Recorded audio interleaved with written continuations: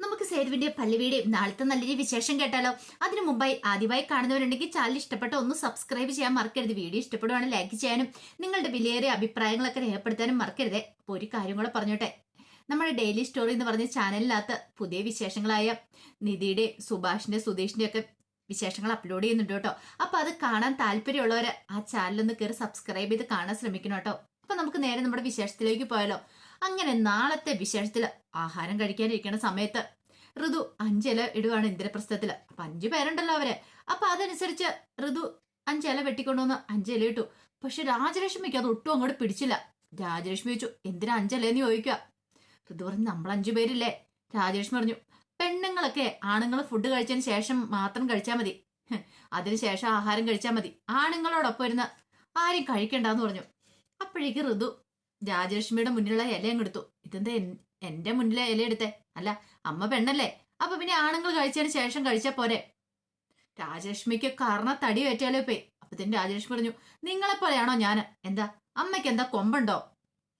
അതെ, കഴിക്കുവാണെ എല്ലാരും കൂടെ ഒരുമിച്ചിരുന്ന് കഴിച്ചാൽ മതി, അല്ലെങ്കിൽ ഇപ്പൊ ആരും കഴിക്കണ്ട. അങ്ങനെ ആണെന്നോ പെണ്ണെന്നോ ഒരു വേർതിരിവിന്റെ ആവശ്യമൊന്നും ഇവിടെ ഇല്ല. പാറു പറഞ്ഞു, അത് ശരിയാ ചേച്ചി പറഞ്ഞേ. വിശ്വം പറഞ്ഞു, അതെ, അമ്മയ്ക്ക് എന്താ അമ്മേ, എല്ലാരും കൂടെ ഒരുമിച്ചിരുന്നല്ലേ ആഹാരം കഴിക്കണ്ടേ, അല്ലാതെ ആണുങ്ങൾ വേറെ പെണ്ണുങ്ങൾ വേറെ അതിന് മാത്രം ആൾക്കാരൊന്നും ഇവിടെ ഇല്ലല്ലോ. എല്ലാവർക്കും ഇരിക്കാനുള്ള ചെയറുണ്ട്, പിന്നെ എല്ലാരും കൂടെ ഒരുമിച്ചിരുന്ന് കഴിച്ചാൽ എന്താ? രാജലക്ഷ്മി പറഞ്ഞു, അതിന്റെ ആവശ്യമില്ല, പെണ്ണുങ്ങൾ എപ്പോഴും പെണ്ണുങ്ങളായ സ്ഥാനത്ത് ഇരിക്കണം. ദേ, നിന്റെയൊക്കെ തലയിൽ കയറി നിരങ്ങുമല്ലേ ഇവളുമാര് സ്ഥാനം കൂടുതൽ കൊടുത്താല്. ഋതു പറഞ്ഞു, അത് അമ്മയുടെ വെറും തെറ്റിദ്ധാരണ മാത്രമാണ്. അമ്മേ, പെണ്ണുങ്ങൾക്ക് അവരുടേതായ സ്ഥാനമുണ്ട്. അതുപോലെ തന്നെ ടേബിളിലിരുന്ന് ആണുങ്ങളോടൊപ്പം ആഹാരം കഴിക്കണമെന്ന് ഒരിടത്തും എഴുതി വെച്ചിട്ടില്ല. പിന്നെ ഞങ്ങൾക്ക് കഴിക്കാൻ പറ്റെങ്കിൽ അമ്മ ഇപ്പൊ കഴിക്കണ്ട. ഓഹോ, നിനക്ക് അത്രയ്ക്ക് അഹങ്കാരോ? എടാ ഇന്ദ്ര, ഇവള് പറഞ്ഞു കേട്ടോ. ഇത് ഋതു, നീ വെറുതെ പ്രശ്നം ഉണ്ടാക്കാതിരിക്കുക, അമ്മ കഴിക്കട്ടെ. ഞാൻ എന്ത് പ്രശ്നം ഉണ്ടാക്കിയെന്നാ പറയണേ? എന്റെ വയറ്റിലൊരു കുഞ്ഞും കൂടെ ആണെന്നുള്ള കാര്യം ജിത്ത് മറന്നുപോയോ? പിന്നെ ജിത്തിന്റെ അമ്മയ്ക്ക് ഇപ്പൊ കൈക്കും കാലിനും ഒരു കുഴപ്പമൊന്നും ഇല്ലല്ലോ. ഞങ്ങൾ വെച്ച് വിളമ്പി കൊടുക്കേണ്ട കാര്യമില്ല, വേണമെങ്കിൽ അവർക്ക് തന്നെ എടുത്ത് കഴിക്കാവുന്നേ ഉള്ളൂ. ഇതിന്റെ പേരിലൊരു വഴക്കിനും പ്രശ്നത്തിനും വരുന്നെങ്കിൽ ഞാൻ അങ്ങനെ വിട്ടുകൊടുക്കാൻ ഉദ്ദേശിച്ചിട്ടില്ല. ഒടുവിൽ അങ്ങോട്ടും ഇങ്ങോട്ടും പറഞ്ഞു രാജേഷ്മി വായു എന്നൊക്കെ പറഞ്ഞു. ഋതുവിന് നല്ല ദേഷ്യമായി. ഋതു പറഞ്ഞു, ഇനി ഒരക്ഷരം നിങ്ങൾ മിണ്ടിയിട്ടുണ്ടെങ്കിൽ നിങ്ങളുടെ കർണം അടിച്ചാൻ പൊട്ടിക്കും. സഹിക്കാവുന്നതിന്റെ ക്ഷമിക്കാവുന്നതിന്റെ പരമാവധി ക്ഷമിച്ചു കഴിഞ്ഞു. അല്ലെങ്കിലും മരുമക്കൾ ഇങ്ങോട്ടേക്ക് വരുമ്പോൾ നിങ്ങൾക്ക് ഇച്ചിരി ചൊറിച്ചിൽ കൂടുതലല്ലേ, അത് എന്റെ അടുത്ത് നടക്കില്ല. അതും പറഞ്ഞ് ഋതു മുറിയിലേക്ക് കയറിപ്പോയി. അപ്പോഴേക്കും പാറു വിളിച്ചു, ഋചേച്ചി നിക്ക്, കഴിച്ചിട്ട് പോ. എനിക്ക് വേണ്ട, അതും കൂടെ അവർക്ക് ഉരുട്ടി കൊടുത്തേക്കാൻ പറഞ്ഞു. രാജലക്ഷ്മി ആണെങ്കിൽ വല്ലാതിരിക്കുക. രാജലക്ഷ്മി ഇത്ര പ്രതീക്ഷിച്ചില്ല. ഋതുവിനെ എങ്കിലും കയ്യിലെടുത്ത് പാറുവിനിട്ട് പണി കൊടുക്കാന്ന് ഓർത്തിരുന്ന. പക്ഷേങ്കില് എല്ലാ പ്ലാനുകളും അമ്പെ പൊളിഞ്ഞു പോയല്ലോ. അങ്ങനെ മുറി വന്നിരിക്കണ ഋതുവിന്റെ അടുത്തേക്ക് പാറു വന്നിട്ട് പറഞ്ഞു, ചേച്ചി എന്തിനാ ആഹാരം കഴിക്കാതെ പോന്നേ? ചേച്ചി കഴിച്ചില്ലേ വയറ്റിലൊരു കുഞ്ഞുണ്ടെന്നുള്ള കാര്യം ചിന്തിക്കണ്ടേ? പിന്നെ അവര് പറയുന്ന കേട്ട് അവരെ ഇരുന്ന് കഴിക്കാനായിട്ട്. ചേച്ചി സാരമില്ല, പോട്ടെ. അപ്പോഴേക്കും ഋതു പറഞ്ഞു, നമ്മൾ അങ്ങനെ വിട്ടുകൊടുത്തിട്ട് നമുക്ക് ജയിക്കാൻ പറ്റില്ല. പാറു പറഞ്ഞു, അതെനിക്കറിയാം, അവനെ നമുക്ക് ഇഷ്ടണ്ണാറ് വരപ്പിക്കണം. ചേച്ചി പറഞ്ഞൊക്കെ നല്ല കാര്യം തന്നെയാ. അവരിത്രയ്ക്ക് പ്രതീക്ഷ കാണത്തില്ല. അവര് വിചാരിച്ച അവര് പറയുന്നതൊക്കെ കേട്ട് അവരുടെ കാലിക്കീഴ് നമ്മൾ ഓച്ചാനിച്ച് കിടക്കുന്ന. അതിന്റെ ആവശ്യമൊന്നും നമുക്കില്ല. നമ്മളിവിടെ വലിഞ്ഞു കയറി വന്നൊന്നുമല്ല, മരുമക്കളായിട്ട് കയറി വന്നല്ലേ. അപ്പോഴേക്ക് ഇന്ദ്രൻ അങ്ങോട്ടേക്ക് വന്നു, കൂടെ വിശ്വം വന്നു. ഇന്ദ്രൻ വന്നിട്ട് പറഞ്ഞു, അല്ല നീ എന്താ ഋതു ആഹാരം കഴിക്കാതെ പോന്നേ? എനിക്ക് വേണ്ട. അതെന്ത് വർത്താനോ ഋതു പറയണേ? അല്ലെങ്കിൽ നിങ്ങളുടെ അമ്മ എന്തൊക്കെ പറഞ്ഞാലും നിങ്ങളൊന്നും വാ തുറന്ന് മിണ്ടത്തില്ലോ. നിങ്ങളുടെ അമ്മ അത്രയൊക്കെ പറഞ്ഞിട്ട് നിങ്ങൾ എന്തേലും പറഞ്ഞോ? വയസ്സായ അമ്മയല്ലേ ഋതു, എന്തേലും പറയട്ടെ, നീ അത് കാര്യാക്കണ്ട. പിന്നെ വയസ്സായതാണ് പോലും, അവരുടെ പ്രവൃത്തികളും ചേഷ്ടകളൊന്നും അങ്ങനെയൊന്നും അല്ലല്ലോ, വയസ്സായ രീതിയിലൊന്നും അല്ലല്ലോ. കുറെ അണിഞ്ഞൊരുക്കി ഇരിക്കുന്ന പോലും ആരെ കാണിക്കാനാ? വയസ്സായെങ്കിൽ ഈ സമയത്ത് വരെ രാമായണം ഇതൊക്കെ വായിച്ചുകൊണ്ടിരിക്കണം. അതിന് പകരം കുത്തിത്തിരിപ്പായിട്ടിരിക്കും. എങ്ങനെ മരുമക്കളെ ഇവിടുന്ന് അടിച്ചോടിക്കുക അല്ലെങ്കിൽ പോരെടുക്കുക എന്നവര് ഗവേഷണം നടത്തിക്കൊണ്ടിരിക്കുക. അതിനൊന്നും നിന്നു കൊടുക്കാനായിട്ട് ഈ ഋതുവിനെ കിട്ടത്തില്ല. അതിന് നിങ്ങൾ വേറെ ആളെ നോക്കണം. ഇന്ദ്രൻ പറഞ്ഞു, എനിക്കറിയാം, എല്ലാത്തിനും കാരണം ഇവളും കൂടെ വന്നതിന് ശേഷം നിനക്ക് ഇത്ര അഹങ്കാരം. പാറുവിനെ ചൂണ്ടിക്കൊണ്ടാണ് ഇന്ദ്രൻ പറയണേ. പാറുവിന് സഹിക്കാൻ പറ്റുമോ? പാറു പറഞ്ഞതേ അനാവശ്യം പറഞ്ഞാണ്ടല്ലോ. ഞാൻ ആരോടും ഒന്നും പറഞ്ഞിട്ടൊന്നുമില്ല. പിന്നെ നീ കാരണം എല്ലാ പ്രശ്നങ്ങളും. പിന്നെ പാറുവിനെ കുറ്റപ്പെടുത്തിയപ്പം പാറു പറഞ്ഞു, ഒരു കാര്യം പറഞ്ഞേക്കാം, നിങ്ങൾ കൂടുതൽ എന്നെ ഭരിക്കാൻ വരണ്ട. നിങ്ങൾ ഭരിക്കണേ നിങ്ങളുടെ അമ്മയുണ്ട്, നിങ്ങളുടെ ഭാര്യയുണ്ട്, അവരോട് പറഞ്ഞോണം. അല്ലാതെ എന്നെ ഭരിക്കാൻ വന്നോണ്ടല്ലോ, ഈ പാറു വരാൻ നിങ്ങൾ അറിയും. നീ എന്ത് ചെയ്യൂടി? എന്ത് ചെയ്യുന്നോ? എന്ത് ചെയ്യുന്നോ കാണിച്ചു തരും. പാറു നല്ല സ്ട്രോങ് ആയിട്ട് പറഞ്ഞു, നല്ല കട്ടക്കലിപ്പായിരുന്നു ഇന്ദ്രനോട്. തന്റെ ചേച്ചിയെ പലവട്ടം കൊല്ലാൻ ശ്രമിച്ചാലേ അവനാണ് തന്റെ മുന്നിൽ കിടന്ന് കുരയ്ക്കണേ. അപ്പൊ അവനെ അങ്ങനെ വെറുതെ വിട്ടിട്ട് കാര്യമുണ്ടോ? ഇന്ദ്രൻ പറഞ്ഞു, നീ എന്താടി പറഞ്ഞേ? എന്റെ കർണത്തടിക്കുന്ന വേണ്ടി വന്നാൽ അതും ചെയ്യും. ഓഹോ എടി, നിന്റെ അച്ഛന്റെ സ്ഥാനത്ത് നിൽക്കേണ്ട ആളാ, എന്നിട്ടാണ്ട് നീ ഇങ്ങനെയൊക്കെ പറയണേ. അത് കേട്ട് കഴിഞ്ഞപ്പോഴത്തേനും പാറു പറഞ്ഞു, എന്റെ അച്ഛന്റെ സ്ഥാനമോ? പിന്നെ എന്റെ അച്ഛന്റെ വാലെ കെട്ടാൻ നിന്നെ കൊള്ളത്തില്ല, പിന്നെയാണ് വലിയ സ്ഥാനം പറഞ്ഞോണ്ട് വരുന്നത്. നീ എന്താടി പറഞ്ഞേ? അതും പറഞ്ഞോണ്ട് ഇന്ദ്രൻ കൈ ഉയർത്തിക്കൊണ്ട് പാറിന്റെ നേരെ ചെന്നു. ഋതു പെട്ടെന്ന് ചാടി എഴുന്നേറ്റ് അതിന്റെ ഇടയ്ക്കിലേക്ക് അങ്ങോട്ട് കയറി കൈ താഴെ ഇടി ജിത്തേന്ന് പറഞ്ഞു. ജിത്ത് ആരെയാ തല്ലാൻ കൈ ഓങ്ങിയത്? അവള് പറഞ്ഞു കേട്ടില്ലേ? ആ, ഞാൻ കേട്ടു. ഇനിയിപ്പൊ അവളുടെ അച്ഛന്റെ സ്ഥാനത്ത് നിന്നല്ലേ ജിത്ത് പറഞ്ഞേ? അവളുടെ അച്ഛന്റെ സ്ഥാനത്താണെങ്കിലും അവളുടെ അച്ഛനാണേലും ശരി, അവളെ തല്ലാനുള്ള അധികാരമൊന്നും ജിത്തിനില്ല. പിന്നെ അവളുടെ നേരെ കൈ ഉയർത്താനായിട്ട് ജിത്തിന് ആരാ അധികാരം തന്നെ?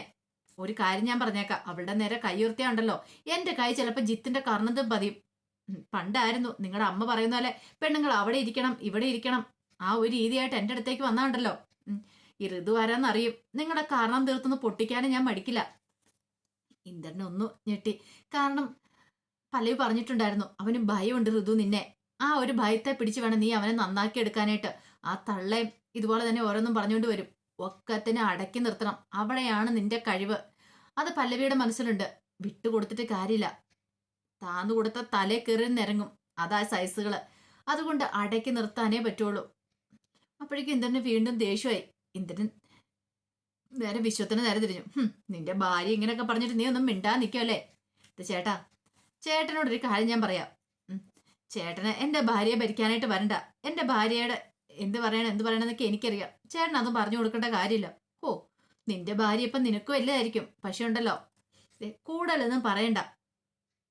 ചേട്ടൻ ഒരു കാര്യം ചെയ്യാം, അവളുടെ അടുത്തുനിന്നും കൂടി നീങ്ങിക്കാൻ പറഞ്ഞു. പാറുവിൻ്റെ അടുത്തുനിന്ന്.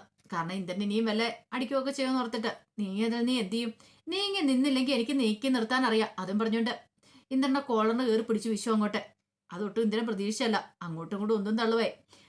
പാറും ഋതു ഇത് കണ്ടുകൊണ്ട് നിൽക്കണം. അപ്പോഴേക്കും രാജേഷ്മി ഓടി വന്നു. എന്താടാന്ന് ചോദിച്ചോണ്ട്. ഓ, ചേട്ടൻ വരെയും തമ്മിൽ അടി തുടങ്ങിയോ? ഋതുവിന് ചിരിയാ വന്നത് കണ്ടു കഴിഞ്ഞപ്പോ. ഈ ഒരുമ്പെട്ടോളന്മാര് കൂടിയിട്ട് ചേട്ടനും അനിയനും തമ്മിൽ തല്ലിക്കുന്ന ലക്ഷണം കാണുന്നുണ്ടല്ലോ. അപ്പോഴേക്ക് ഋതു പറഞ്ഞു, ആരെ? നിങ്ങളൊക്കത്തിനും കാരണം. നിങ്ങൾ കാരണം ഈ പ്രശ്നങ്ങളൊക്കെ ഉണ്ടായത്. നിങ്ങൾ ഈ കുടുംബത്തിൽ ഇരിക്കുന്നിടത്തോളം കാലം ഈ കുടുംബത്തിൽ നല്ലൊരു ഗതി ഉണ്ടാകാൻ പോകുന്നില്ല. നിങ്ങളുടെ സ്വഭാവം ആദ്യം മാറ്റാൻ നോക്ക് എന്നും പറഞ്ഞുകൊണ്ട് പാറെന്നും പറഞ്ഞ് പാറിന്റെ കൈ പിടിച്ചിറങ്ങിപ്പോയി. രാജലക്ഷ്മി കിട്ടാവുന്നതിന് പറ്റിയ ഏറ്റവും വലിയ അടിയായിരുന്നത്. രാജലക്ഷ്മിക്ക് ഇത്ര പ്രതീക്ഷിച്ചില്ല. കാരണം ഋതുവും പാറും കൂടെ ഒരുമിച്ച് കൈ കുറക്കും എന്നുള്ള കാര്യം. ഏതെങ്കിലും ഒരുത്തെ കയ്യിലെടുത്തിട്ട് കാര്യങ്ങളൊക്കെ തന്ത്രത്തിൽ നടത്താൻ ഓർത്തിരുന്ന രാജലക്ഷ്മിക്ക് അതൊരു വമ്പൻ അടി തന്നെയായിരുന്നു. പിന്നീട് പല്ലവി പതിവ് പോലെ തന്നെ കോളേജിലേക്ക് പോവാണ്. കോളേജിലേക്ക് പോകുന്ന സമയത്ത് വഴിക്ക് വെച്ച് രാഹുൽ വരുന്നേ. അപ്പൊ രാഹുലിന്റെ മൊബൈൽ ഫോണാണ് പാറു തട്ടിപ്പറിച്ചെടുത്ത് മേടിച്ചു തന്നെ. അങ്ങനെ രാഹുലിനെ കണ്ടു കഴിഞ്ഞപ്പോഴത്തേനും പല്ലവി ഒന്ന് രാഹുലിനെ നോക്കുവാണ്. ആ സമയത്ത് രാഹുല് പല്ലവിയെ തന്നെ നോക്കി. അപ്പൊ പല്ലവി ഓർത്ത് ഇനിയും പ്രശ്നം ഉണ്ടാക്കാൻ വരുന്നതാണോ എന്നൊരു ചിന്ത പാറിന്റെ മനസ്സിലേക്ക് ഉണ്ടായിരുന്നു. ആ സമയം രാഹുൽ വന്നിട്ട് പറഞ്ഞു, അതെ, എനിക്ക് ഇന്നലെ ഒരു അബദ്ധം പറ്റിപ്പോയി ടീച്ചറെ, എന്നോട് ക്ഷമിക്കണമെന്ന് പറയണ. ക്ഷമിക്കണമെന്ന്? അതെ, ഒരു പക്ഷേങ്കില് ഇന്നലെ ടീച്ചർ കാരണോ അല്ലായിരുന്നെങ്കിൽ പോലീസ് വിളിക്കുമായിരുന്നു. വീട്ടുകാര് വിളിച്ചിട്ടുണ്ടായിരുന്നെങ്കിൽ എന്നെ ഗൾഫിൽ പോക്കും മുടങ്ങിയാനും. എൻ്റെ അമ്മയ്ക്ക് അത് സഹിക്കാൻ പറ്റില്ലായിരുന്നു. എന്നോട് ക്ഷമിക്കണം എന്നൊക്കെ പറഞ്ഞു. അപ്പോഴേക്കും വലിയ സന്തോഷമായി പല്ലവിക്ക്. പല്ലവി പറഞ്ഞു, അതെ, ഞാൻ കുറെ കുട്ടികളെ പഠിപ്പിക്കുന്ന, എനിക്കറിയാം നിങ്ങളുടെയൊക്കെ മനസ്സ് ഏകദേശം എങ്ങനെയായിരിക്കുമെന്ന്. ഒരാളെയെങ്കിലും നേർവഴിക്ക് നടത്താൻ പറ്റുമെങ്കിലോ? കാരണം ആ അമ്മ എത്ര കഷ്ടപ്പെട്ടാ നിന്നെ വളർത്തുന്നത് നിനക്കറിയാലോ. കണ്ട വീട്ടിലൊക്കെ ജോലിക്ക് പോയിട്ട് നിനക്ക് മൊബൈൽ ഫോൺ വാങ്ങി തന്നെ, എന്നിട്ട് നീ കണ്ട ചീഞ്ഞ കൂട്ടുകെട്ടോടൊപ്പം ചേർന്നിട്ട് ജീവൻ നശിപ്പിക്കാനാ ഒരിക്കലും അങ്ങനെ സംഭവിക്കണമെന്ന് കരുതിയിട്ടാ ഞാൻ പറഞ്ഞു. അത് മാത്രമല്ല, നിനക്കൊരു ഭാവിയുണ്ട് ഗൾഫിൽ പോകാനായിട്ട്, നീ ആയിട്ട് ആ ഭാവി കളയിലെന്ന് വിചാരിച്ചാ പറഞ്ഞെന്ന് പറഞ്ഞു. ഒടുവിൽ അവൻ ക്ഷമയൊക്കെ ചോദിച്ചിട്ട് അങ്ങോട്ട് പോയി. അങ്ങനെ പല്ലവി തിരികെ വീട്ടിലേക്ക് വരുവാണ്. വീട്ടിലേക്ക് വന്നു കഴിഞ്ഞപ്പോൾ ഇന്ദ്രനോട് കാര്യങ്ങളൊക്കെ, ഇന്ദ്രനോടല്ല സേതുവിനോട് കാര്യങ്ങളൊക്കെ പറയാം. അപ്പോഴേക്ക് സേതു പറഞ്ഞു, ആഹാ കൊള്ളാലോ. അതെ, നീ പറഞ്ഞുകൊണ്ട് ഒരാളുടെ ജീവിതം എങ്കിലും രക്ഷപ്പെടുത്താൻ പറ്റിയില്ലേ?